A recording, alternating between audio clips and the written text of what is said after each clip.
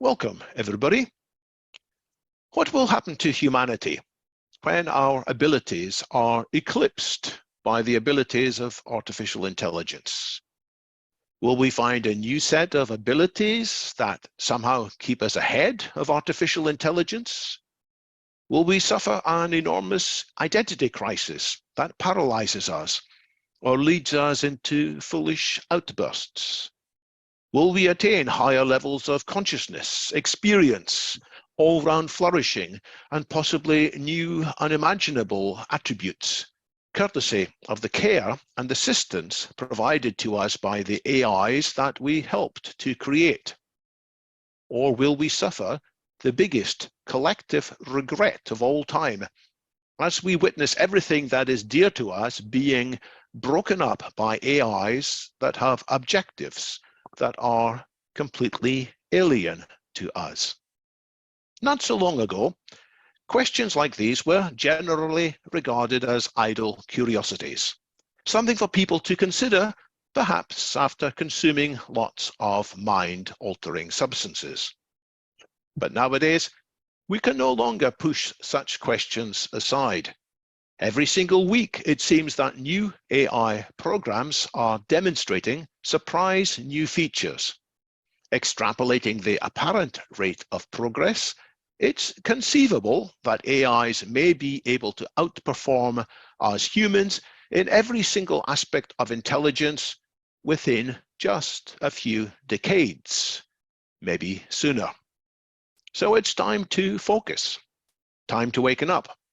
To help us waken up, we are joined today by Pawel Pachniewski, who will be suggesting a number of important perspectives that deserve our attention. Pawel caught my eye due to the posts he has been making on social media. These posts lead me to consider Pawel to be one of the most thoughtful of commentators about the growth in capabilities of AI and the wider consequences. Pawel is a Dutch entrepreneur and interdisciplinary researcher operating in the Netherlands, the United States, Poland, and previously China. Pawel was formerly the CTO of a real estate and education company in Poland, where he led engineering projects from AI-driven serious gaming and simulations to autonomous AI building management panels, for which he won grants in the millions. He is the founder of game studio Frying Jelly, which uses generative AI for live content in its games, and Schematics, which focuses on providing AI assistance to humanity and cutting-edge AI R&D. He has a blog called Mental Contractions, where he writes, interestingly and provocatively, about how to enhance, extend, and explore existence as safely as possible. Before I hand over to Pawel, a quick word to audience members, especially those attending for the first time. I encourage you to listen to Pawel's opening remarks, but when you judge the time is right, you can also add questions, ideally short questions, into the Q&A window that you'll find at the bottom of the screen. In that window, you can also vote for the other questions other audience members have raised that you think should be raised as a priority. If you have a general kind of comment, by all means, place it into that text window. Pawel, welcome to London Futurists. The floor is yours. Thank you, David, for that introduction. That's entirely true so far from what you described. I'm going to introduce myself firstly in my own words, and then kick off with a big picture type of version of a story about how we came to be and how we arrived at the point that we arrived at, and what, in my opinion, are the important theories and questions that we're facing right now. So briefly about myself. I was born in Poland, but at age 4 taken to the Netherlands. So for all intents and purposes, I'm Dutch. I've indeed been entrepreneuring internationally, as David mentioned, in the Netherlands, Poland, but also China formerly, as well as the United States. And over the course of my life, indeed been mostly running my own companies and my own projects. My first one at the age of 22, which was a web startup. I'm one of those people who dropped out of college when I was studying math and philosophy to start my own company. And eventually indeed ended up being the CTO here in Warsaw, where I still reside at the moment, where I was leading the projects David mentioned. We won big grants for them. I designed the AI behind them and the product, to eventually quit again and go back into entrepreneuring. And at this point, I'm very interested in contributing in a positive way to AI and humanity. This is why I started my blog. I'm, so to speak, stepping more in the limelight. While I have not published formally and academically, most of my work was sort of in the background. It was R&D and consulting for various companies. So that's where my experience comes from. And I'm happy to be here. I'm going to give myself one excuse, which is I've been quite sick this week. If I seem a little bit less coherent than I might hope for, or you might hope for, that's because I'm not 100% well, but I still wanted to attend because I'm very happy to be here. So thank you all for joining.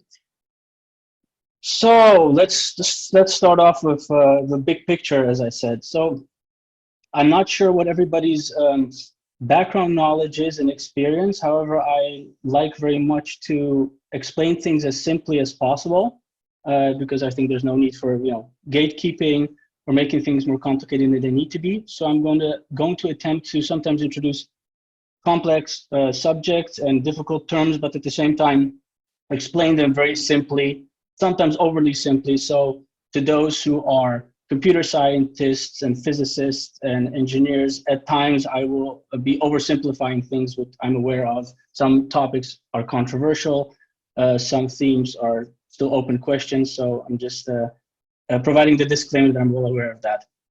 So let's start.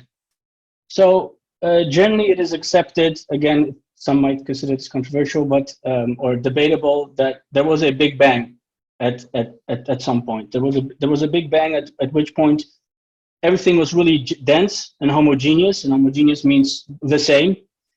And once the explosion happened, everything dispersed, and the universe as we know it happened 13.8 billion years ago. And after that happened, we ended up somewhere in a galaxy on our Earth in what is called the Goldilocks zone, or the habitable zone. Life occurred several billion years ago, and evolution brought us to where we're now, meaning that we're again, arguably generally intelligent species that can self-reflect, that is conscious, and has come to a point where not only can we ponder our existence in the existential sense, wonder where we came from, what the universe is, how it all started, but also why do we have any feelings? Why, how does consciousness work? How does everything come together, and what's next? So in my opinion, the point at which we're now is definitely a big turning point, an inflection point, and in the sense that we're about to radically self-modify. Some of you may be transhumanists, some of you may not be. For those who are unfamiliar with the term, transhumanism generally is the philosophy or school of thought that pursues the idea that we shouldn't be bound to the design, if you will, of evolution, that we can upgrade ourselves or at least change ourselves.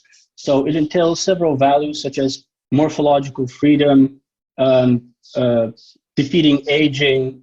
These are basically pursuits that have to do with the idea that you can look and be built the way you want in terms of materials and functions, such that you should be free to do so. Aging, for some people is sort of a natural thing that belongs to life, which is potentially a fallacy. Is, according to transhumanism, not something that we should just accept.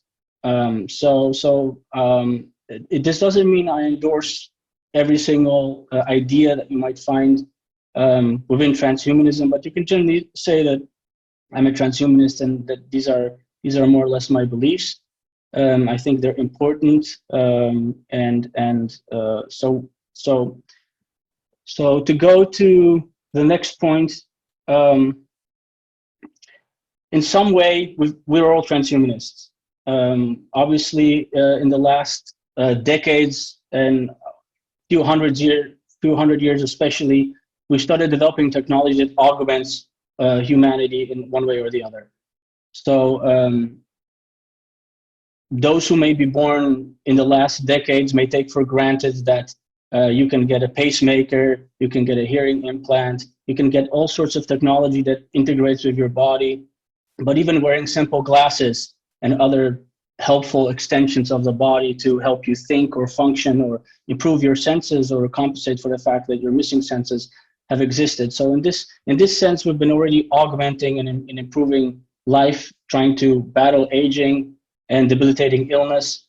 So there's a sort of soft, implicit version of transhumanism that has existed. So at this point, you might ask, what's the difference? So the difference between that and radical self-modification, as I call it, is where a lot of the constraints that we so far have to deal with are not going to be constraints anymore. Put differently, even though, for example, IQ and most of our cognitive capacities are obviously variable in the sense that one person may be smarter than the other, and one person may have better memory than the other. In general, generally speaking, humanity viewed broadly is quite homogeneous. So that means that there is variability between us all, but not that much. In fact, if you sort of zoom out, you might even want to say that they're constants. So these constants are the same as the constraints I earlier mentioned, in the sense that a lot of things have been fixed up till now. I can't plug in a USB stick into David's brain and transfer some data. I can't just add memory like RAM to a computer. I can't do any of those things because interfacing with biology is very difficult. So the lofty and beautiful dreams that we transhumanists have definitely come with a lot of challenges, and one of them is interfacing with biology. So now we're at the point that, as David has described, where artificial intelligence is making a lot of progress. There's a lot to say about this from many different angles. I'll try to briefly summarize the history of AI and explain where we're at and how you might want to think about where we're at before I launch into the rest of my, points. So generally speaking, you could say in very simple terms that at some point humanity thought, hey, there are processes and activities that we indulge in, and we could potentially automate them. So we started creating some sort of machines, which were in the beginning analog machines and other type of tools, and eventually progressed to something where we thought, hey, we can actually store information in these tools and we can process information. So as we did that, obviously, we started developing the first computers, which were gigantic and huge, crude machines in the beginning. But as we progressed, great minds of the previous century helped us to eventually develop very good paradigms, notably digital computing. So I'm talking about von Neumann and Turing and such minds, which basically helped us to design digital computing. And digital computing was great because it's a universal way of dealing with computing. This was not only great for the type of processes that we wanted to embed in our computing substrates, but also great to commercialize because it's a universal substrate. So you can just encode and decode things and get all sorts of things out of them. And then, of course, there was AI. We thought, besides programming things by hand, we might want to program things where there's something automated or there's a sort of intelligence to that. This was a wonderful and great idea in the beginning of AI, and depending on, the opinions differ, but this was sort of between the 30s, 40s, 50s where it really started. And in those times, one of the important things that happened were that there was always a huge wave of enthusiasm behind them. So they were so-called AI summers and AI winters. There were fluctuations and hype waves, and every time we thought that, oh, this is really the moment where we'll be able to create human-level intelligence, it turned out not to be so. So after a period of investment and hope and enthusiasm, there was a period of disillusionment, which we call AI winters. So in 2014, I wrote a post a few years after the so-called deep learning evolution, where I said there won't be an AI winter anymore, which I think is one of the first and important things that I will discuss and I want to mention. So, so an AI winter is basically the idea that there's going to be, again, a period where there's going to be a lull, a lack of funding, disillusionment, disappointment, and basically an aftermath of a period where we thought, oh, we're going to create really intelligent systems, but we hyped it too much, our hopes were too high, and it didn't work out. I don't think that, as I said, there's an AI winter coming, and the reasons for this are quite simple. So about a decade ago, some of you may know or not know, we basically didn't really implement any new ideas, because in the 80s and 90s, people like Hinton and others developed the idea of neural networks, and the ideas were already there, but they didn't get a lot of traction. The reason that they didn't get a lot of traction is multifaceted. One of them being simply that there were other dominating ideas, and it was hard to get funding for these new and alternative ideas. But the other point was that we simply didn't have a lot of data to work with. So if we fast forward to 2012 or so, what we saw is that the deep learning evolution started. And deep learning, for those who don't know, the deep part basically refers to, in very simplistic terms, that we started adding more layers to the neural network that we did previously. That's what the deep refers to. And we started seeing some interesting results with that. So some of you might know companies like DeepMind and efforts from Stanford, as well as Google, started a project that started seeing results. Whereas in, let's say, 2002, self-driving cars and intelligent systems and neural networks that behave in the way that we've seen in the last decade were sort of fantasies, and if you mentioned them, you would be laughed in the face. By 2012 and later, it became actually possible. And the interesting thing is that many experts in those times would, for example, say that beating a human player in Go, which is a much more difficult game than chess, would not even happen in our lifetimes, would not happen in the next decades. So there was a lot of skepticism there, and yet they happened. As some of you may know, DeepMind has had great successes precisely in those games. They taught systems where they can learn to play games themselves. They generalized to some small extent in a narrow area, but still. And indeed, the best human Go players were defeated at that point. So that's one thing. And now the next thing that happened was, if I remember correctly, in 2017, a paper came out called "Attention is All You Need," and this paper describes the transformer architecture.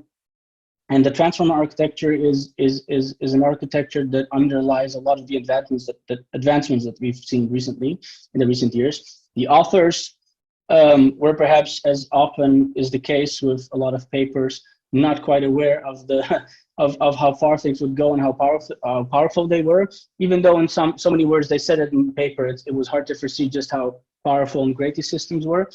But that happened, and that led to several developments, among which in 2015, the formation of OpenAI, which is now making the headlines, which was led by Elon Musk and others. Musk is not a part of the company anymore, as far as I know.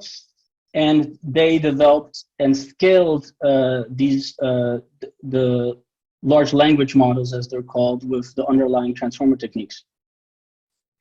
And so, okay, now Fast forward to 2022, and what we see happening is that generative AI, as it's called, is making a lot of headlines and getting great results, which is based on diffusers in a very simple sense. It sort of, if you know what speckles are, sort of dots, it speckles images and sort of despeckles them. And when you do that a lot with a particular architecture, it turns out that you can wonderfully recreate a whole bunch of images from the latent space that you've created by processing a lot of images. So that happens, that's wonderful. And now we have systems that indeed can create any image you can describe almost. And in the last months, tremendously many parties have been augmenting them to allow us for much more control on these systems. So it's not anymore where we have to prompt these systems, but we can actually interface with them in all sorts of interesting ways. And at the same time, as I'm sure all of you know, the GPT models, the generative pre-trained transformers of OpenAI became very popular and very powerful, and seemingly mostly due to scale. So that's quite interesting. And now we're in March 2023. Okay, I see Alistair saying that OpenAI, yeah, they have a major stake, but as far as I know, the deal is such that once they reach a certain revenue threshold, it all goes back to OpenAI. So OpenAI made a very interesting bet here, which is one data point that we can take into account when we think about what their confidence is in creating extremely powerful AI systems, whether they be called, whether they'll be AGI or not, because they're basically betting perhaps that they can make so much money where they can just get all their shares back. And that's quite interesting.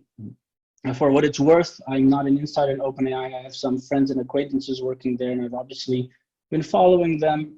I think it's an extremely innovative company. Many brilliant people work there. And even though it can be said that any organization making statements about themselves will only make statements that are in their own interest, nevertheless, I think that they're not hyping or arrogant. I definitely think they're making breakthroughs, and I expect many more breakthroughs really soon. But yes, indeed, Microsoft is intrinsically linked with OpenAI at the moment. The arguably GPT-4 model is powering Bing, which is another chatbot released by Microsoft in rapid succession after ChatGPT. So, okay, this is more or less the sketch of where we are. Having said that, I now want to go over a few of my theories and points that I've blogged about and explain what they are, why they're important. And from there, we'll segue back into AI and what the problems are that we're facing. But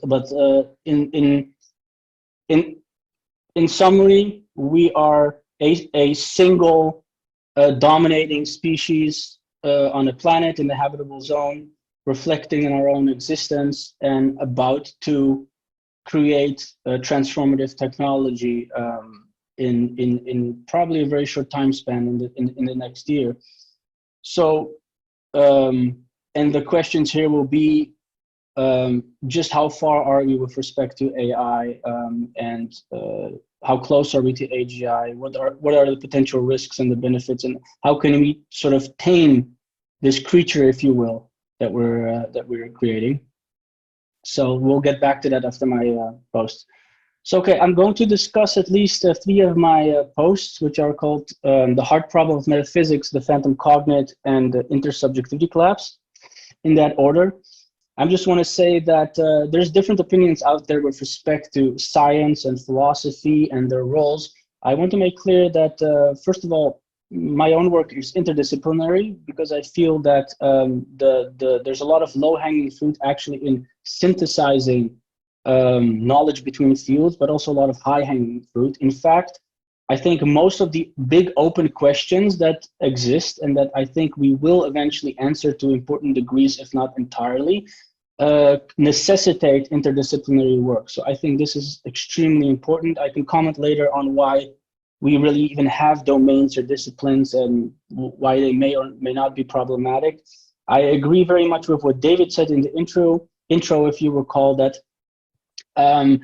a lot of these, you could say, maybe even in a not very nice way, navel-gazing type of issues and problems, even from philosophy, will become very much practical issues in the coming years. And I think it's not only a sort of a golden age for AI and science, and very interesting times that we live in, but also extremely interesting time for philosophy. In fact, I think it's the golden age of philosophy, and for any philosophers and scientists listening up, I would really want to impress upon them to take this very seriously and take note of what's going on. Step out of the ivory tower, engage with the public, and analyze the issues that are at hand, because I think they're very important and they're rapidly becoming practical issues and not just theoretical issues that are either the domain of sci-fi or stuffy scholastic papers.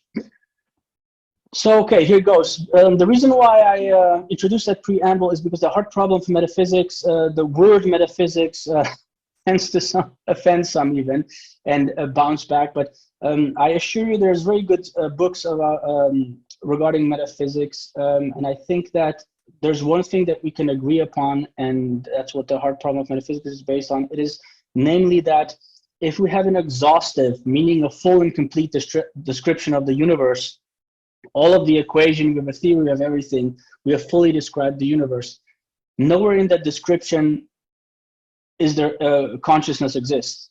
In the sense that, indeed, if you have a description of an agent, and an agent in this case is not a police agent, it's an entity with will. So if you have a description of an agent, you can indeed analyze it and see, hey, there's something interesting going on. This is a complex system. This is a dissipative system. There's negentropy going on. So these are things basically that have to do with how an agent like a human processes things. All of that can be analyzed. However, in principle, you can't infer that there's any such thing as consciousness, in the sense that if I have zero feelings, there's nothing like to be me, and I, let's say, slap David, and he says, ouch, that hurts, I have pain, that means nothing to me. Because if I don't have any sentience, if I don't have any feeling, David can tell me all day long about all the senses he has and the qualities and how strawberries have a particular taste and how all these things have a feeling to them. I don't know that. It means nothing to me. So that goes to an interesting question regarding consciousness and intelligence, and if they're linked, if they can exist separately. But let's for the sake of the argument say that at the very least there's a third person description, which is not the same thing as described. So this is a very neutral way of simply saying, hey, there's a first person experience, and you have to actually have it to experience it. And from the first person description, you simply can't infer that. If you can, then let me know. I would love to know how, but I believe it's something that we cannot overcome. So these two perspectives at least exist, and this we can say while remaining agnostic with respect to issues like monism and dualism or pluralism, which are generally terms from philosophy that try to describe are there different types of substances, mental and physical, or different type of properties, or is there a multitude of properties? And we can go into that a bit later when we discuss consciousness, but let's just establish that simple fact. So the hard problem of metaphysics is the following. It's also a wink to the hard problem of consciousness by David Chalmers, which also, like metaphysics, makes some people bounce back. Briefly speaking, Chalmers basically invented something called the philosophical zombie. A lot of people have issues with it because they think it doesn't seem conceivable due to the way that he stated it. Namely, he said if an entity is an exact duplicate of a human, yet it doesn't have any feelings inside, how can that be? Where do these feelings reside? I tend to kind of rephrase it, and I tend to just say something that's more agnostic, as I said previously. Imagine a universe where all the descriptions of everything that we see are mechanical, and we can I mean, we have a mechanistic description of the universe and everything works. So I have a description of David, for example, as an outside observer, and there's cause and effect, everything works. Why would there have to be any feeling there?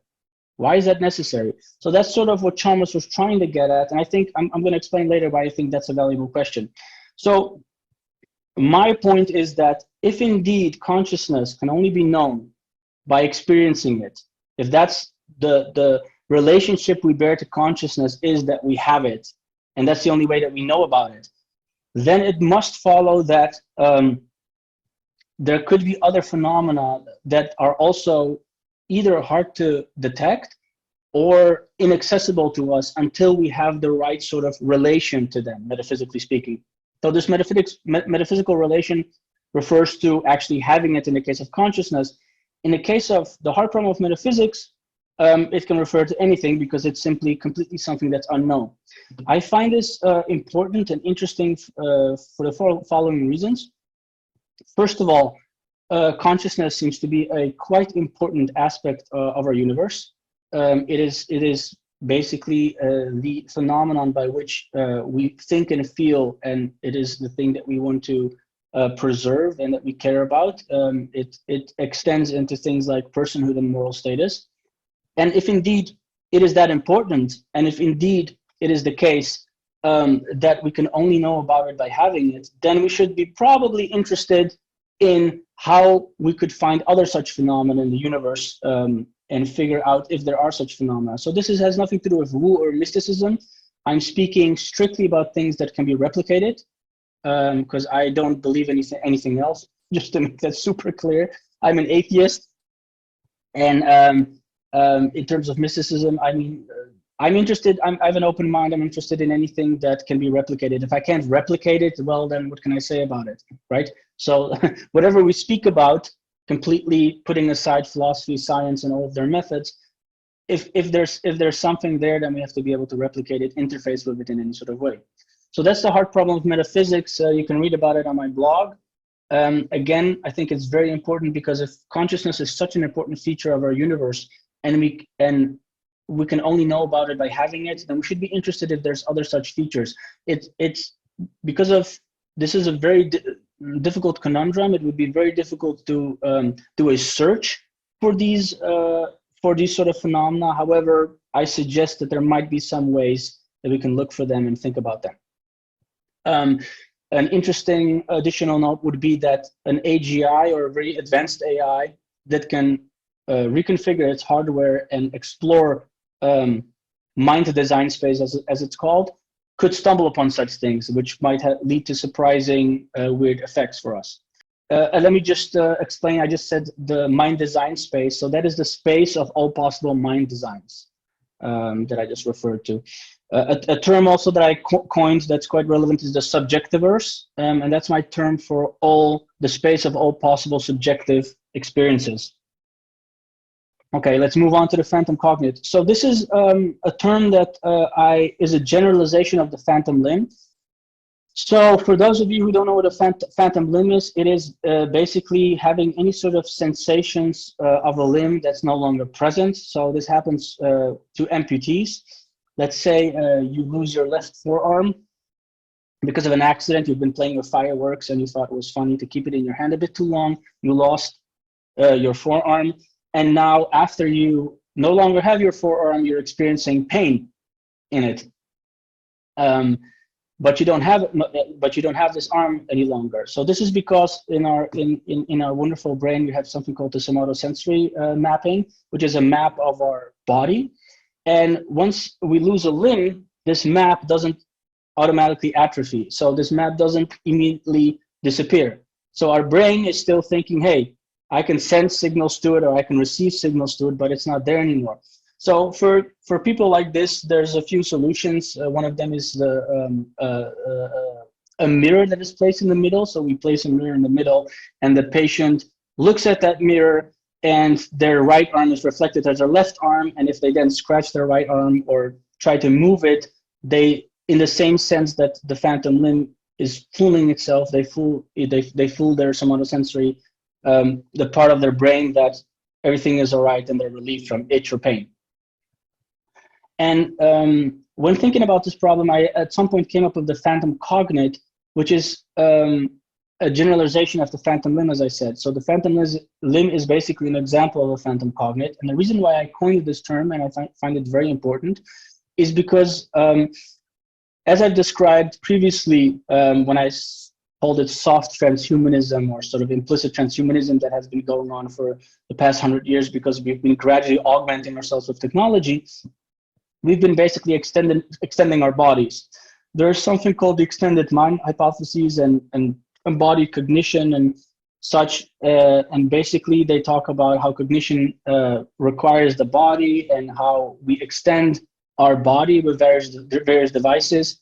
Simple examples of these are, of course, our phones and all sorts of things, even your car, any sort of things we interact with on a regular basis that become sort of second nature for us and we can interact with. So in a way, you could say that we are already building these augmentations, but right now they're predominantly external. But we're now at the point where, of course, not everything is external anymore, because as previously said, we have actually some cases of successful brain implants. We have hearing implants. We have cochlear implants, I should say. But we also, of course, use our phones on a regular basis. So the question is, what happens once we more and more start integrating all sorts of cognitive units, whether into our brain or even EEG helmets for a longer time, and we take them away? And what I think is going to happen is exactly what happens with the phantom limb, only in a cognitive sense, that it's the phantom cognate. And this is going to be very important because as we augment ourselves, it's the way the brain works is basically, I should actually explain a bit about that. The brain is it's a self-sustaining organ, right? That's floating in your skull. It's floating in cranial fluid. Every night you have to go to sleep because the toxins get cleansed and there's pruning going on and such in the brain. And it's an amazing organ. It has 86 billion neurons. It runs on about 20 watts, which is many orders of magnitude less than, let's say, ChatGPT and such models. There is no software and hardware. It's generally an analog computing device. And it doesn't have to deal basically with any externalities, in the sense that nothing is inserted in it, normally speaking. And it is, you could say, a general computing device, a thinking device, and it's where our consciousness, along with the central nervous system and the body, resides and how it functions. And so what we see, for example, in patients with brain damage of all sorts, and I recommend many who are interested in this to extensively study brain damage cases, because they allow you to tease apart what really happens when a brain part is damaged or missing. And this way you can figure out sort of where consciousness resides, which is a bit of a problematic way of saying it. But you can, for example, figure out, what are the language areas, what are the areas that are necessary for consciousness. And there's a lot of interesting cases of this. The man who mistook his Wife for a Hat by Oliver Sacks is quite an interesting book that covers this. But there's, of course, a lot of interesting papers that include things like one whole hemisphere that's being cut out because this is a procedure that helps a lot of patients with epilepsy and things like that. So then you can conclude what happens if we cut the corpus callosum, which is basically the bridge between the hemisphere. What happens when somebody's missing an hemisphere? You even have a case, which is a very interesting case, called hydrocephaly, where the whole brain, not the whole brain, but a big part of the brain turns into mush and water. And there's a case of a man who had about 80 or 90% of his brain turned into this, with a lot of, obviously, the essential parts of his brain preserved. However, he was still functioning normally. So this is a very interesting way of thinking about the brain. And we've learned in the past decades that there's a lot of plasticity in the brain, despite the fact that it has specialized modules or areas. For example, the Wernicke and Broca's areas are areas where that deal with language and such. So as we start putting in implants, I think it's going to be a very tricky business. As some of you may know, Elon Musk also started Neuralink, which has the goal of developing implants. And while this is a wonderful thing in theory, and I'm all for it, I'm basically a techno optimist despite the fact that I think there's tremendous risk also that comes along all this technology. It will be definitely very difficult. So yeah, I coined the phantom cognate to have a term to refer to any sort of dependency of the brain that goes missing. So imagine that in a few years, it will be normal to wear a EEG helmet and to get your brainwaves read and to have a feedback loop between it and your brain. And then after a year of almost constant wear, you take it off. That will result in very problematic missing references of the brain. And I think this is quite dangerous. And therefore, I feel the phantom cognate, I hope it's going to be adopted as a term and a concept. And cognitive scientists and neuroscientists will be developing this concept and looking into this concept, because we have to be very careful as we augment the brain for the reasons mentioned. So again, if you want to read more about it, you can read my post for that. So this one important thing. So then the third concept is the intersubjectivity collapse.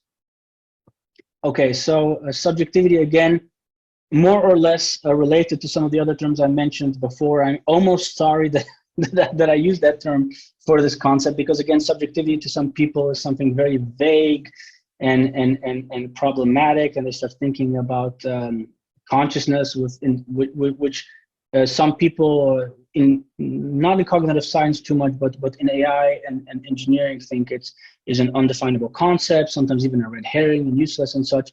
But allow me to explain why it's important and what's the point of the intersubjectivity collapse. So the intersubjectivity collapse refers to the breakdown of the network of unspoken rules that hold civilization together based on the subjectivity of minds that created it. Okay, that's a bit of a mouthful, but basically, let me put it this way. We as a species are homogeneous, and I'm going to belabor a few things that might sound very trivial and banal and simple, but the reason that I'm going to be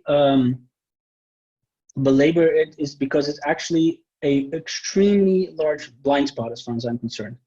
So again, we are a single dominating species on Earth, and let me preamble this with some other things. So the way I think about a lot of things is I try to create taxonomies and big pictures of things where I can figure out where the thing that I'm analyzing fits in the big picture. So if we think about the universe, instead of thinking about our universe, you can think about all sorts of universes, and you can try to figure out what are their complexity measures and what complexity measures would maybe allow for life or not. And what other features could all these universes have? Of course, this is very speculative. However, I find that very often when you do this sort of speculation and you sort of create this fictional taxonomy of something, it allows you to some degree tease out where what sort of categories there might exist and where we fit into all of this. So in the same manner, I think that I tried to think about our species. As you noticed, the word transhumanism and posthumanism, humanism in it, which is great because they refer to the transition of humanity because of this radical self-modification and whatever comes after, posthumanism. However, I think one thing that we need to do is sort of future-proof the way we speak about these things and generalize these concepts as well as our thinking about that, because in the intersubjectivity collapse, we should conceive ourselves as a species, not just humans, but any species that exists on a planet, as I previously said, in a habitable zone.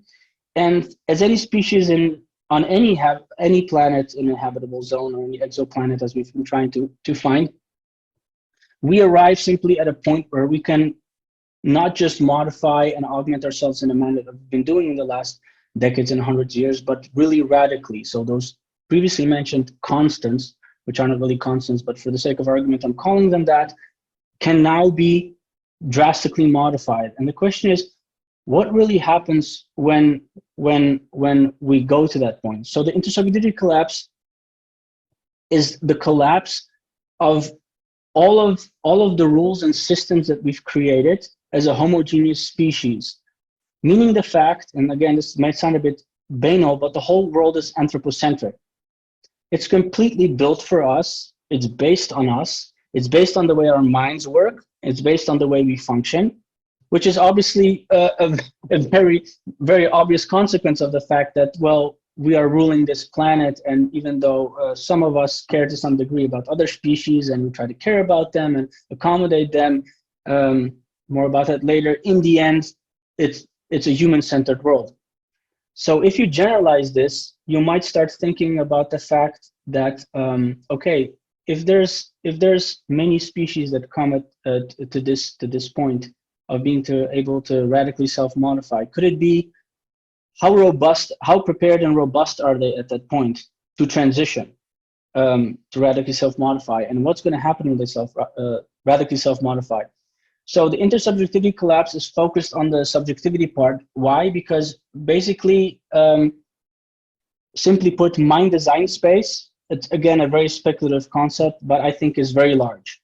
So the types of minds that we can create, there's many types of minds that we can create, and these can have a tremendous amount of different modalities in this sense, senses. We of course already know what it means to have quite different modalities and senses, even though we can't be, as Nagel famously said, know what it's like to be a bat, nor do we know what it's like to be a cat or a dog. We have actually been able to figure out in the code how some of the senses of other animals work.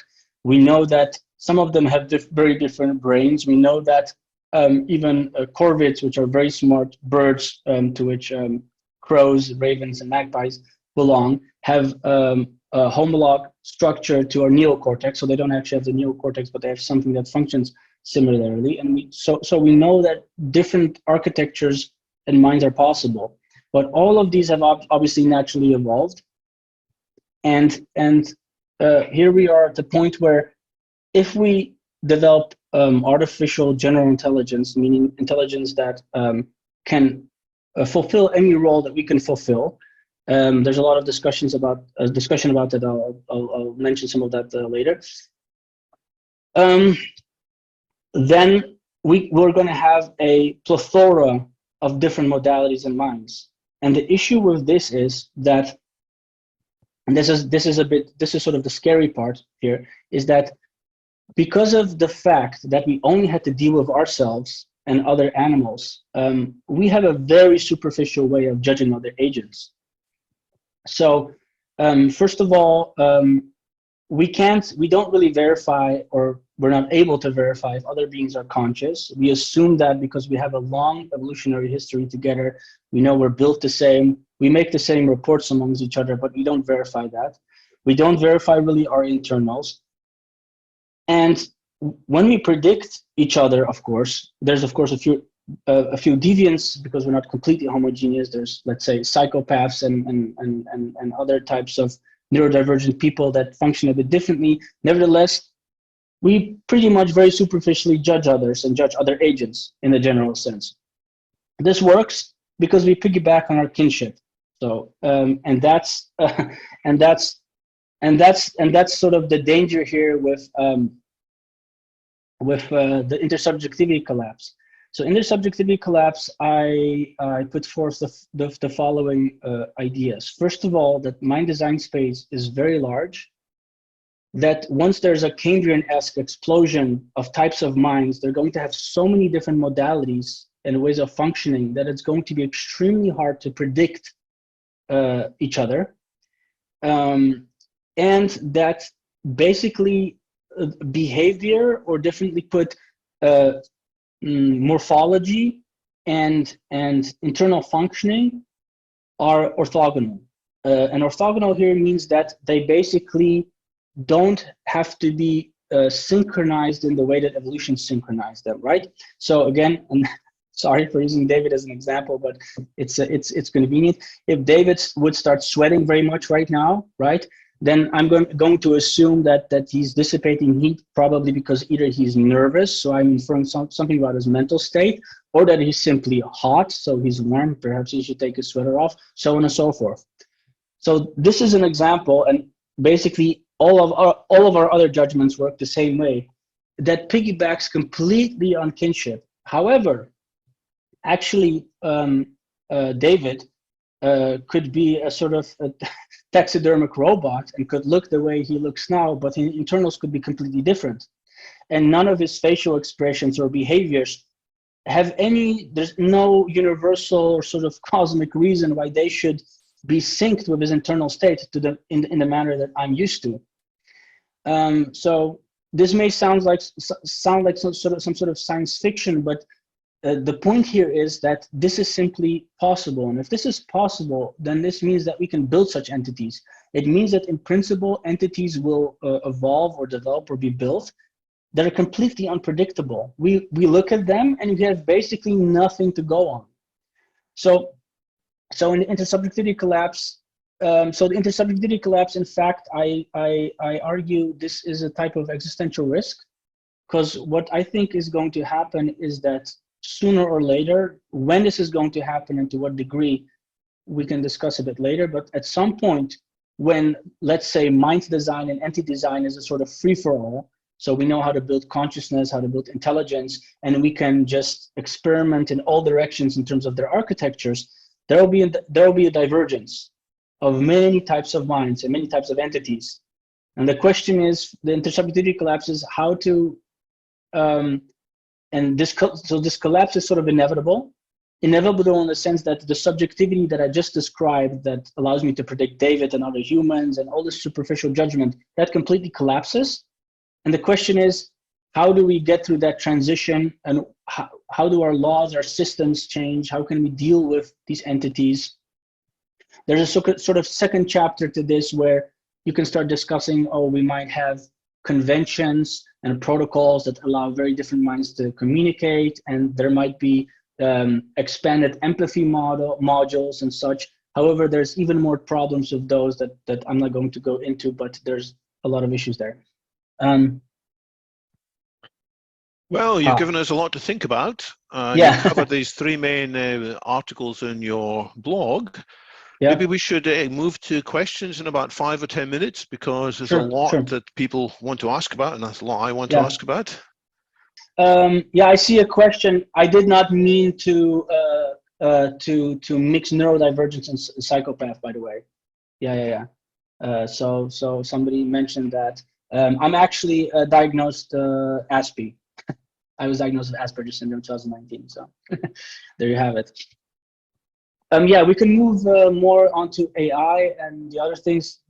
I've kind of ran out of time, as I told David. There's a lot to cover. I've tried to keep it kind of brief and sketch many things. One thing I wanted to say is that there's three big issues with respect to mind or concept. It's intelligence, consciousness, and will. On my Twitter, if you want, you can see some threads on that, and I'll just briefly explain why they're important. Intelligence is obviously important because it is the process by which we predict and assess ourselves and our environment, or agents do that, and by which we can obviously construct technology and more intelligence. So it's sort of the driver for that. Consciousness is important because it relates to feeling and sentience, and is arguably the thing that gives us moral status. So we could arguably say that if an entity is merely intelligent, however, it lacks complete sentience completely, or consciousness, it might not have personhood or moral status. That is debatable, but that's the difference there. Will, and this is also quite controversial, but I happily admit to and I'm going to blog about this as well, that free will is absolutely a thing, and we have free will. And I think the huge mistake made in free will, a colleague of mine, academic called Mitchell, wow, his name escapes me suddenly, I don't know why. He's Wired Brain on Twitter, is releasing a book at the end of this year called Free Agents, which I think is very good, because I know that he has gone through a lot of the same literature that I have. But will is important in any case, because we have to figure out whether agents are free in any meaningful sense. That is, are they making conscious decisions for which they may be held responsible? And if so, to what degree and to what extent? So extremely briefly put, I think we have free will. However, free will doesn't mean some magical ghost in the system. It also doesn't mean that we're unconstrained free. In fact, I've never heard of unconstrained freedom, and there's a lot of weird sort of conceptions of this concept going around. I think it comes in degrees. In fact, the similarity between intelligence, consciousness, and will is in fact that they all come in degrees. There's a lot of combinations possible of these things. And to just go back to intelligence and AI alignment and the AI stuff that we should probably be talking about more at this point, to segue into that, is that Omohundro came up with what he calls the basic AI drives. And these are sort of the non-sentient drives that any sort of intelligent entity will have, that have to do with things like self-replication and self-preservation and such. And this is an interesting division between sort of possibly non-sentient intelligence and sentient intelligence. And how, so in the AI alignment literature and discussion in groups, I haven't really mentioned them, but for those who don't know, let's say, well, transhumanism has a long history, but in the last 2 decades especially, there's many institutes that arose from sort of either wanting to push transhumanism forward and the technologies behind it, but also worries about the risks of mostly AI and transhumanist related technologies. So the Machine Intelligence Research Institute, which used to be the Singularity Institute, was founded with people like Itkowski, Nick Bostrom and others started, I believe with David Pierce, the Future of Humanity Institute. Nowadays, there's several more of them. I believe the Cambridge affiliated Future of Life Institute and others. And more or less, fortunately and luckily, the Overtron window, as it's called, so this is kind of the window of what's acceptable to be discussed in political and public discourse, has kind of moved where, fortunately, all these concepts, which 10 or 20 years ago would really be something that anybody would be mocked for, are now actually, fortunately, more or less academically acceptable to be discussed, and are actually studied in academia and also in public discourse. However, not quite enough. And I think definitely we have a gigantic problem in front of us with respect to AI and the changes that are coming, and don't think society nor we are prepared for it in any shape or form. And perhaps that we can now go into that. So David had prepared a few questions. I don't know if you still want to ask those, and we can start talking about where we are with AI and what's going to happen next, what the risks are, and if AGI is coming soon and so forth. Well, I'm mainly going to be guided by the questions that people put in the Q&A window. So I encourage audience members to vote there. But I'll start off by summarizing, I think, what the key messages are. You might be quoted in terms of Hamlet in Shakespeare. There are more things in heaven and earth than are dreamed of in your philosophy. In other words, we humans have got a certain set of concepts in our minds, but in reality, the universe may have much more in it than we humans can currently imagine. And AI opens the possibilities that we can reach these new states, these new possibilities, not just consciousness, but something else. Implants enabled again by AI could also be part of opening us up to remarkable new possibilities. Radical self-modification, that we won't just be slightly enhanced compared to other humans, we could be radically enhanced. Having said all that, what do you think about what companies like OpenAI are doing? Would you urge them to be more careful, more considerate, or are you happy to see the flurry of new products being released at a rapid, possibly increasing pace? That's a very tricky question. So if you look on Twitter nowadays and elsewhere in the engineering and AI communities that I reside in, there's a lot of disagreement on this, and people, as we love to, are boxing in others, sort of putting people in factions such as AI doomers or techno optimists and AI boomers and God knows what. I think that, as in many cases, I'm a bit of a mix. I would like to say that I think AI is definitely the most beautiful and great sort of invention that we could possibly bestow upon ourselves, because it can solve a lot of pain and issues, illnesses, and grant us the sort of freedoms that I think as conscious entities that are sentenced to death at birth deserve. The flip side being that it absolutely, according to me, but undeniably comes with existential risk. I think that anybody who denies this is dangerously wrong.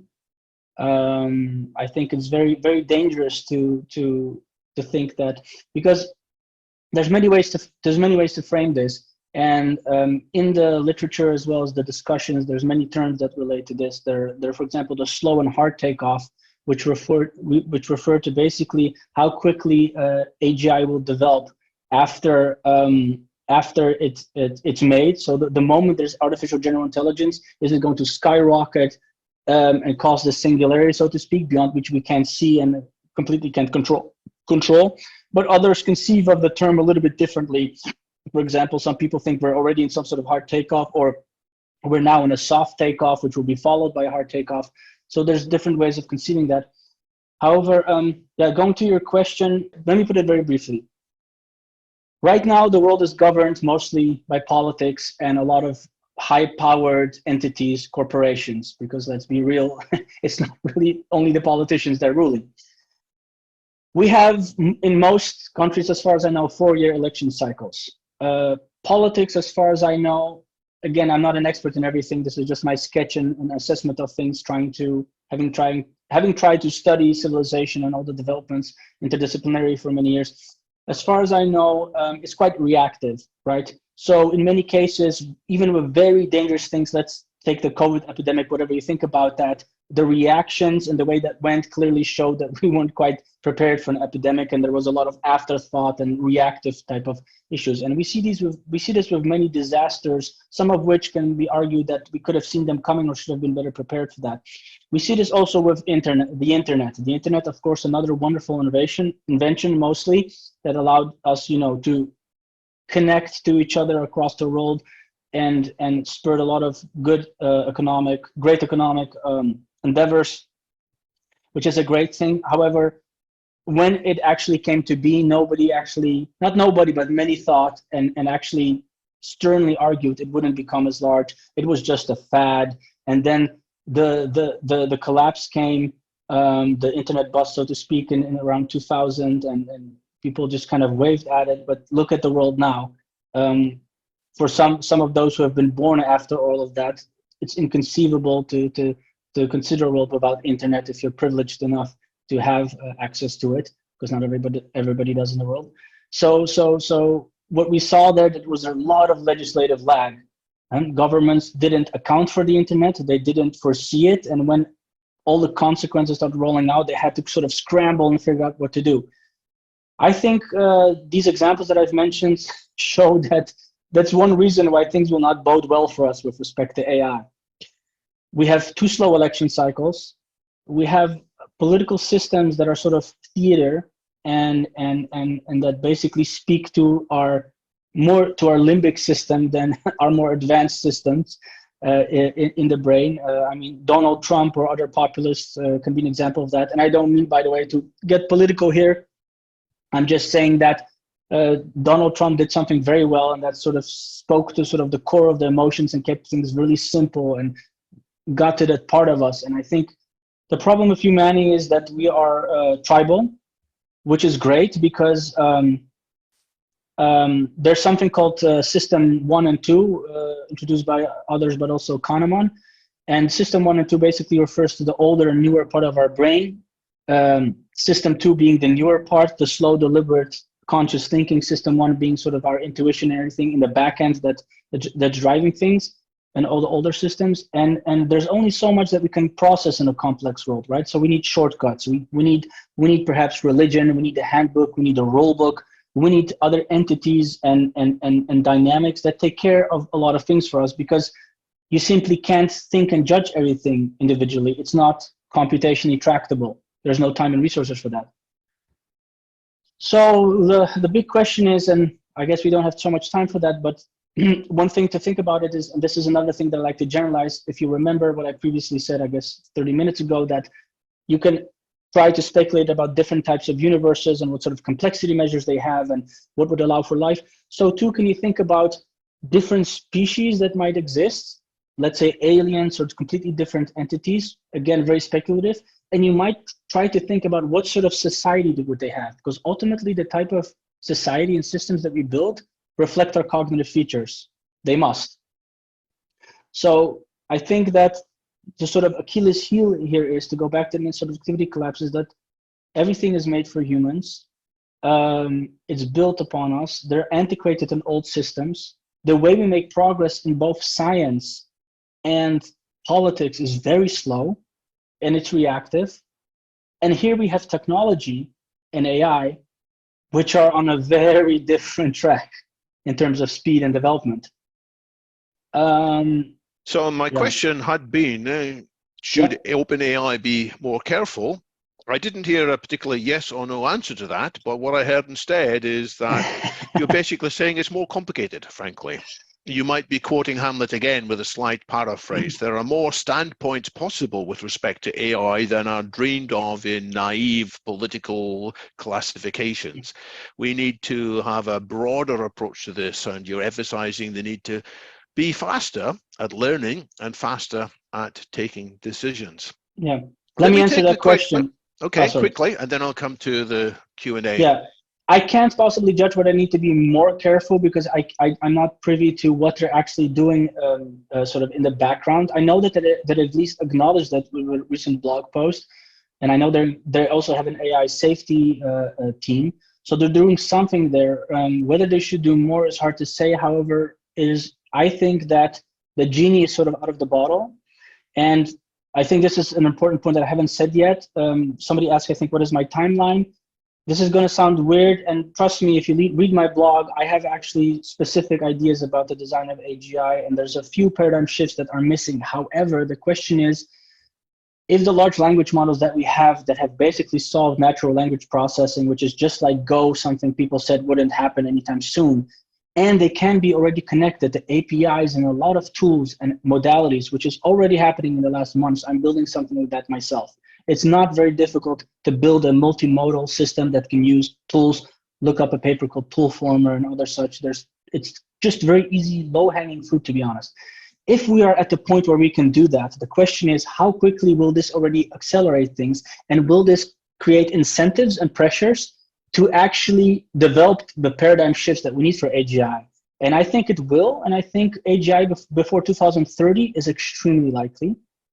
Therefore, it can be argued that OpenAI should be way more careful. It could be argued that we need some sort of draconian laws and committees and sort of have to put a stop onto everything and supervise everything. But is it possible? Is it feasible? Is it desirable? Really complicated questions that I would be irresponsible to just throw an answer out like that. But this is more or less what my answer is.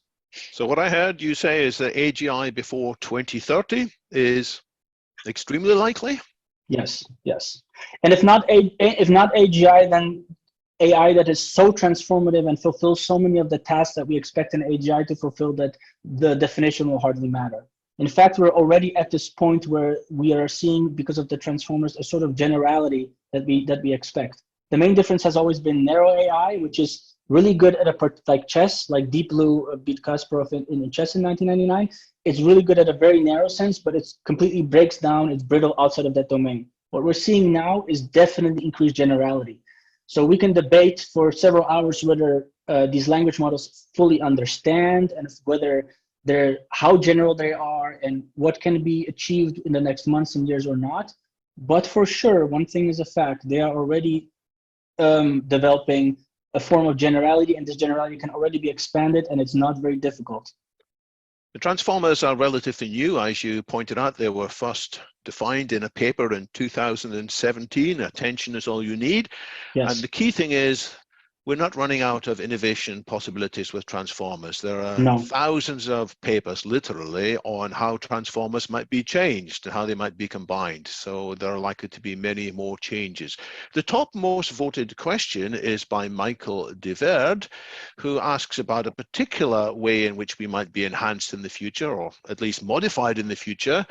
He says he wants to upload his mind to robots, mechanical robots. In fact, more than one mechanical robot. He quite likes the idea of uploading his mind to multiple mechanical robots. Is that naive? Is that possible? Might that be happening by 2030? Let's put aside for a moment when it's going to be happening. As to mind uploading, that's definitely a favorite topic of mine. also quite complicated. So there's definitely a few naive conceptions of mind uploading, where people conceive their mind of being some sort of software that can go through a wire into something else.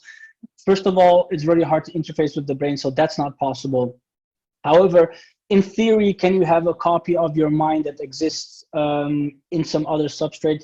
Yes, I think so. The question, however, is what substrates support this, and how are they different? So it's very clear to me that we can have artificial general intelligence because we have natural general intelligence, and the only issue here is what materials. But there's however a caveat here, and that is that some people believe that the mind can be fully simulated, can exist as software, and in that way can be uploaded. This I completely disagree with, and I have very good reasons for that. Basically, in very short, I believe that the way consciousness works, it's actually a physical phenomenon. Philosophically, it's a bit more hairy than that, but let's put that aside for a moment. It's a physical phenomenon. So, for example, it might need the sort of physical computation that happens in the brain, the sort of electrochemical signaling that happens in the brain, or an electromagnetic field. So this doesn't obviously mean that only a brain can be conscious or only organic material can be conscious. It does, however, mean that you need to replicate some sort of hardware and some sort of specific physical effects. What software is, however, in the digital sense, basically digital computers cannot be conscious. So if we would transfer, what's the name of the person who asked the question? Mike Diver. Right. Yeah. If we would somehow copy all the information of Mike and put it into let's say a laptop. Let's say this laptop is an extremely powerful laptop. It's a exaflops laptop. So exa refers to how many floating point operations it can do. So let's say we put him in there. Then the issue is as follows: Mike is missing all of his senses, all of the causal connections to the world, and in fact, not only do we need to simulate his mind and his body, but also the environment. Otherwise, his mind would immediately collapse, because what his mind and his brain actually is simply a physical system that is being supported by the laws of physics. So we'd have to even simulate a piece of the laws of physics. Some people might say, okay, so you do that. What's the problem? Well, the problem is that Mike loses the whole causal relations that he currently has with his body and his brain. And we can't really take Mike out of that laptop in the same way that he normally exists. So that conception of mind uploading can be wrong and very naive. Then there's obviously other conceptions, and they deal usually with personal identity. And there's concepts of destructive uploading, which basically means that we take Mike and we try to replicate him, but we do so in a manner that destroys the original. Some people think there's absolutely no issue with that. I think there might be an issue with that. And well, we might have to come back to that topic in the pub, as I call it. That's in the informal debrief. I can see you're not entirely convincing everybody on here. That people refer to work being done by carbon copies and so on. But let's say move from one very hard question to another very hard question. I want to take the question by Christian Fried, who asks about free will. The question is, I'm completely on board with degrees of consciousness, but I am struggling with the concept of degrees of free will, or to be honest, free will at all. Yeah. So the question is, what would be an example of a being that has more free will than others? And do humans indeed, some humans have more free will than others? And would AIs of the future possibly have, again, more free will? Sure, yeah. So as I said, I can recommend a few books to people who want to read about that. There's a physicist called George Ellis, which he's a great guy, great physicist, and he works on something called top-down causation.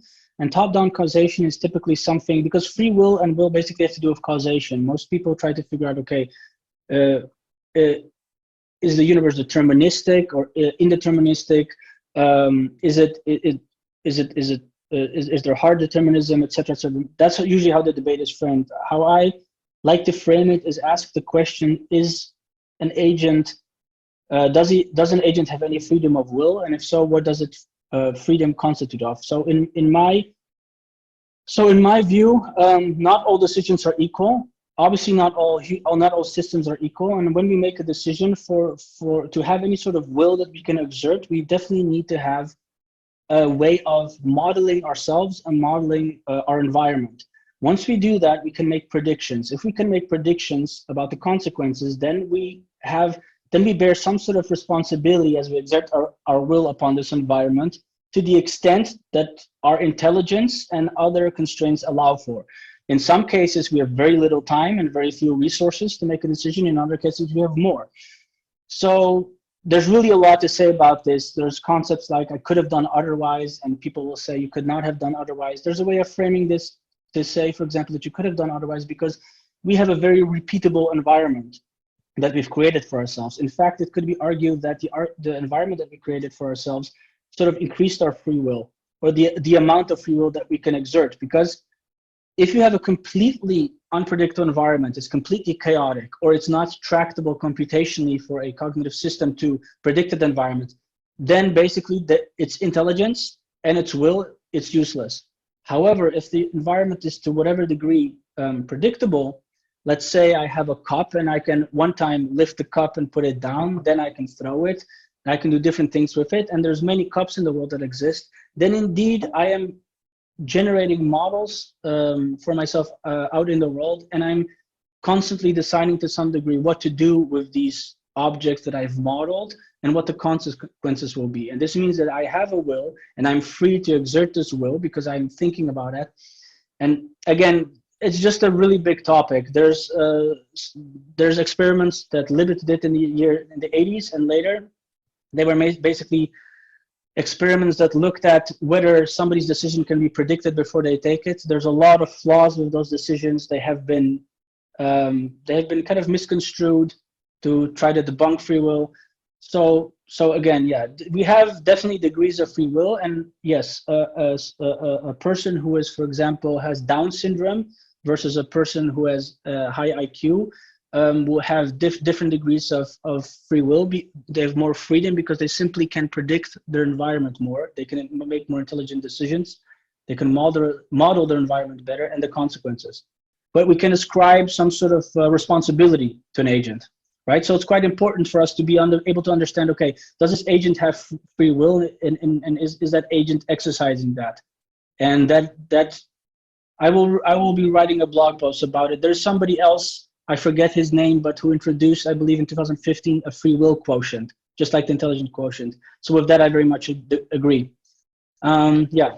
So I used to think for many years that discussions on free will were a waste of time, that there was nothing useful to be said about that. But I am now changing my mind, especially when we consider the possible autonomy of AIs.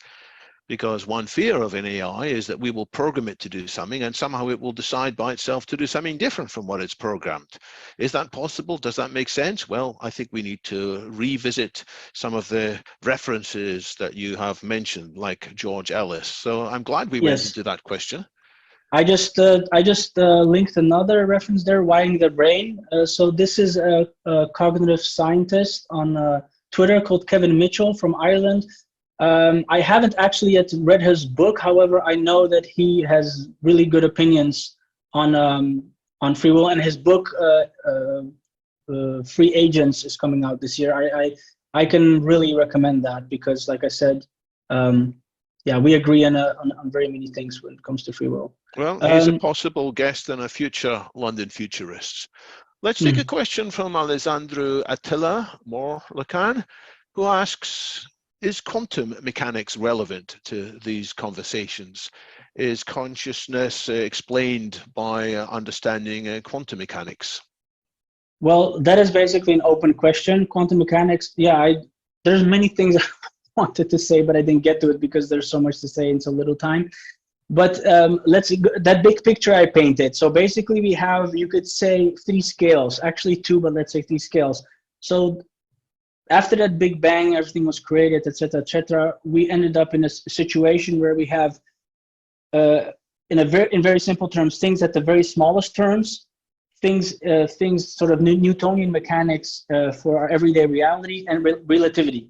And obviously, as most of you probably know, in physics, the big problem is reconciling those. I think there's a problem with scientists trying to always find sort of a fundamental reality and sometimes grabbing principles from one of these layers and applying them to the others. However, there's a few ways that quantum mechanics is definitely interesting here. First of all, ultimately, it might be possible. There's a few papers on this that I've read. There are those, I believe, first of all, Penrose and Hammerhoff, who came up with microtubules and other types of theories that posit that quantum mechanics is involved to some degree in consciousness. Then there's those who have looked, which I mostly agree with, that actually the environment there is too warm and doesn't allow for the sort of effects that they have described, and it's not relevant. And with respect to quantum mechanics, there's of course quantum computing, which allows us to use superpositions to calculate certain things that would take really long in classical computers. So that's quite interesting, but it's kind of still in its early stages. There's a lot of controversies when it comes to quantum computing and overpromises. I recommend generally Scott Aronson. He has a blog who extensively criticizes and analyzes the sort of systems that have been popping up in quantum computing and whether they meet the criteria of actual proper quantum computers and what they can and cannot do. But yes, quantum mechanics is obviously a very important part of physics, but also in some degree controversial. There's many interpretations that physicists disagree about, from the many worlds interpretation to the Copenhagen interpretation. And the last polls that I've seen is that the Copenhagen interpretation, I believe, is still quite dominant. Many worlds is quite popular. Well, but the Copenhagen interpretation is nothing. There's so many different interpretations of the Copenhagen interpretation. Yeah, let's not go down that particular question. I underscore and support your reference to Scott. He's got a fantastic blog. He has recently been contracted by OpenAI, not to work on quantum computing, but to assist them in some safety, of the security and safety issues. So that's an interesting development. It does show that OpenAI are taking some things seriously. Now, there are still 13 unanswered questions. We're not going to get around anything like all 13. We maybe squeeze in 2 or 3 more at the most. So please, audience, help me to select them. I'm going to take one from Terry Raby, who asks about the possibility that we can gain insight into the first-person experience via fMRI scans. And he refers to the recent preprint on reconstructing of perceived images. I've seen it. Yes. With diffusers, right? That's right. It's potentially remarkable that people are shown pictures and the fMRI is able to interpret some data from the visual part of the brain and interpret some data from the semantic part of the brain and put them together and say, I think this is what the person is looking at. So might this allow, after all, some third-party access to first-person experiences? Well, the philosopher Daniel Dennett coined something called heterophenomenology, which is kind of a sort of a way of third-person science about consciousness. And fMRIs it's quite a crude instrument. I don't think they kind of can allow us to find sort of correlates of consciousness or mental activity. So that's interesting. But to answer that question from a very different perspective, which I find super important. So consciousness, as I mentioned previously, is being, a lot of people, forgive the word, waffle a lot about it. They're really dismissive. And I think this is very dangerous because of everything that I've been saying so far, and how large mind design space is, and how important it is for personhood and moral status, so on and so forth. But I actually think that questions like free will, but also consciousness, and that have always seemed unsolvable and just sort of always stuck in a quagmire of philosophical debate, will now become very practical, because it's not that we actually can't do anything scientific with consciousness. It's just that we can't interface easily with the brain. However, I would like, this is my sort of go-to example, something I don't know if everyone knows, but there's something called conjoined twins. So these are twins that are born and they're fused together.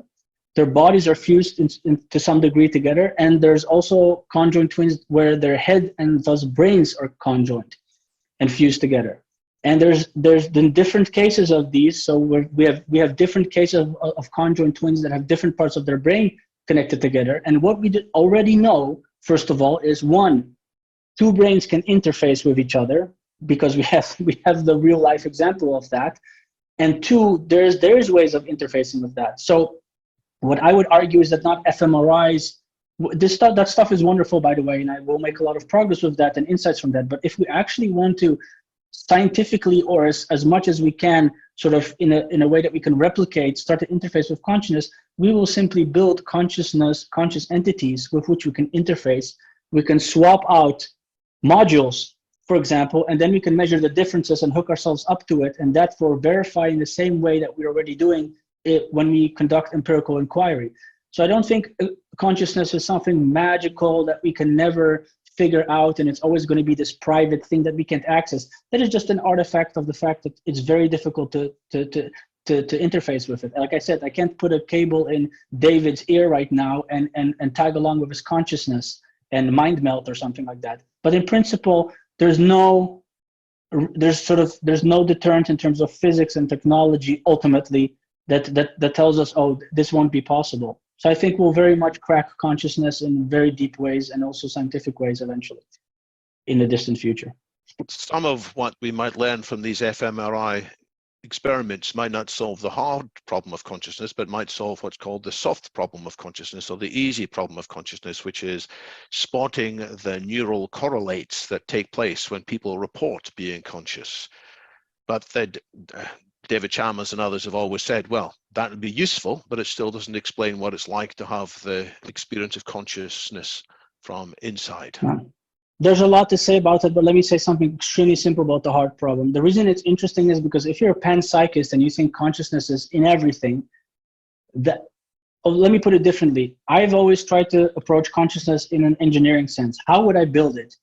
Once you ask yourself the question of how would I build it, you are forced to start putting your assumptions to work. Are you going to build it from wood? Are you going to use water? Are you going to use electricity? Are you not going to use electricity? Is it going to be a wooden abacus? Why yes, why no?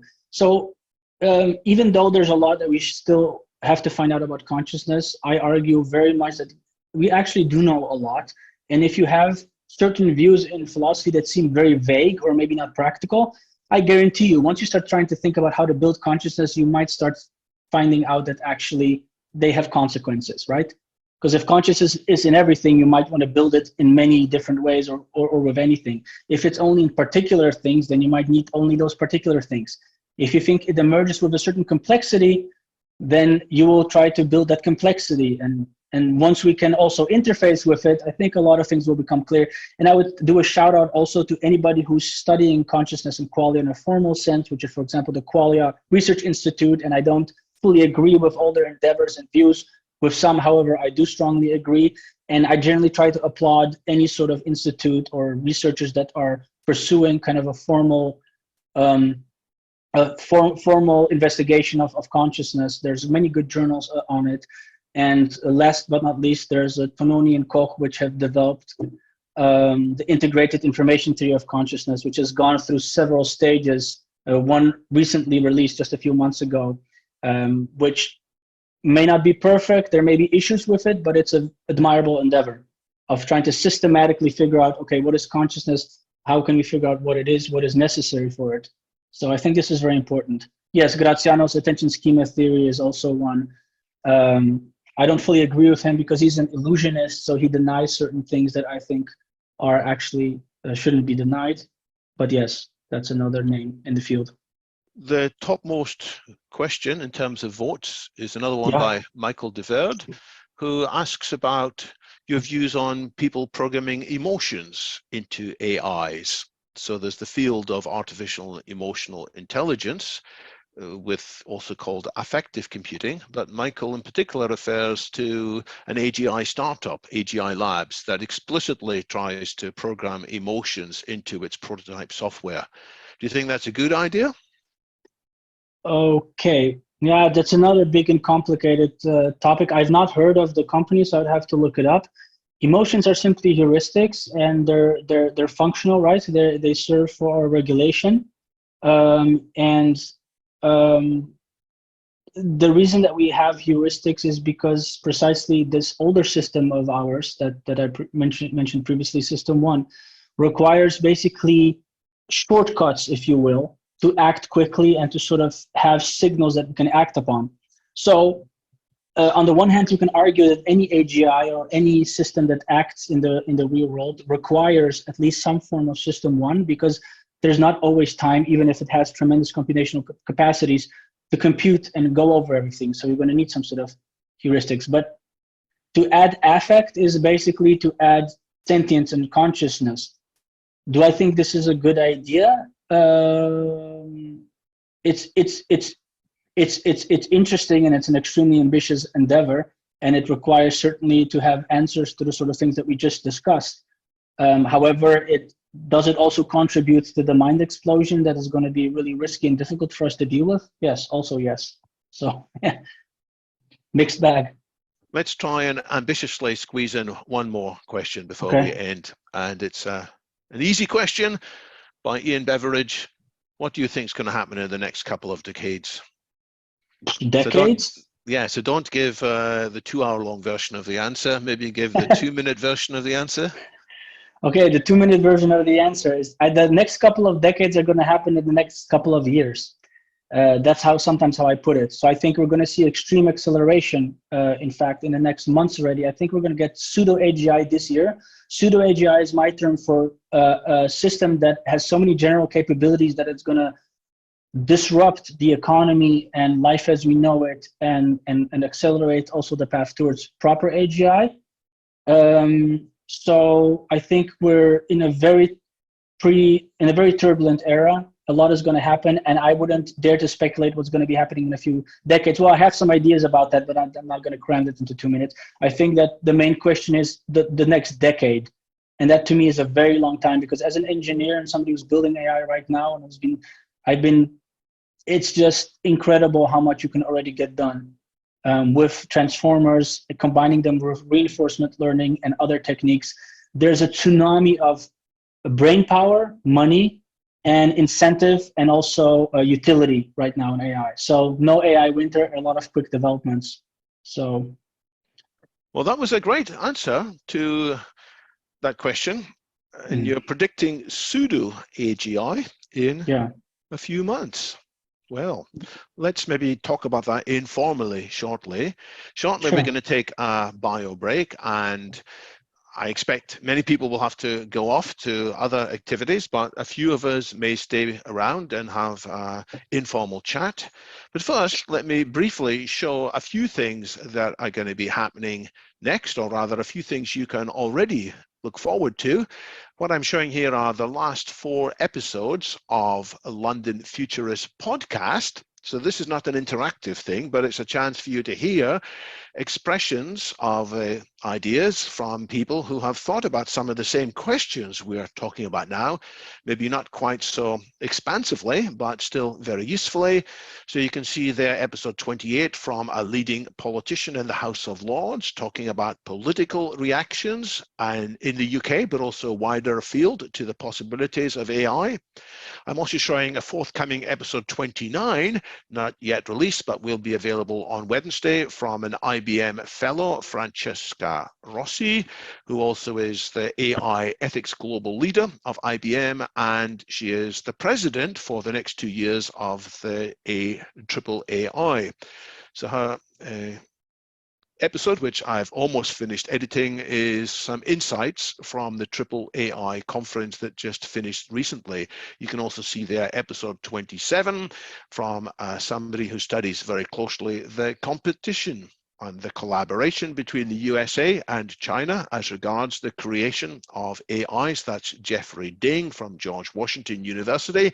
He also is the author of a very influential China AI newsletter, in which he regularly distributes English language translations of what Chinese language researchers are saying about AI. And finally, in this roundup, I refer to yet another kind of writer, participant. He is a best-selling crime writer. He also does not shy away from the term transhumanist. He is the author of 19 consecutive Sunday Times #1 bestsellers. That's not being number one for a few hours in some subset of Amazon. This is a much more distinguished accomplishment. So that episode 26 features a wide-ranging discussion on AI and transhumanist themes, also touching on cryonics. So that's one thing that you can look at. You might also be interested, some of you, in an activist discussion. So London Futurist is a useful information exchange. We try to hear different points of view. Some of us also want to change the world. The point is not just to understand the world, it is also to change it.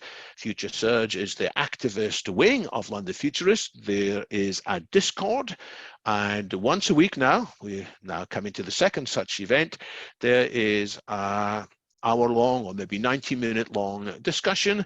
And next Thursday's discussion is on anticipating super longevity, not just living longer, but as the picture sort of suggests, a much wider transformation in human possibilities. So that's what some of the things you can look forward to. I urge people as well to look out for new information on the London Futurists social media. Pawel, thanks so much for sharing all these ideas. Is there any final message you want to point people towards or want to emphasize? Well, I sort of covered 30% of what I wanted to cover, which is I'm partly to blame because, as I've said, I've been sick. I'm actually still sick, so it was a bit straining and I didn't quite fully prepare well. So there could be so much that I can say, but I think that it's important to take AI very seriously and to do whatever you can to learn about it and see what you can contribute in terms of helping the changes that are upcoming sort of be less turbulent than they will be or could be. So I think it's really one of the most. And it's not because I'm a technologist and because I'm developing AI. From a humanity standpoint, I think this is the absolute one of the most important topics for anybody on Earth right now. And I hope that in any upcoming political election, this is going to be a major topic. Whatever else we're doing, whatever else we're hoping may happen, it might be derailed by pseudo AGI and all the other things that might happen in the next months, years, decades at the most. So it does behoove all of us to try and get our heads around these issues, not just from what's technologically possible, but also, as Pawel said, this is potentially the golden age of philosophy. We will need some philosophical analysis to avoid us being naively philosophical. We need to have instead a better understanding. And Pawel, you have stretched our minds today. You weren't able to cover everything you wanted, but you were enormously optimistic. As soon as I saw the list of things in your email that you wanted to cover, I thought there's no way we're going to do justice to all of that. But it's far better to be more optimistic and cover at least a fraction than to be under optimistic. And so thanks so much for that. And so I'm going to shut down the recording now, and we will come back in about 7 minutes, those of us who are still here, for a possible informal debrief. Thanks again, Pawel. Okay, I'll stick around.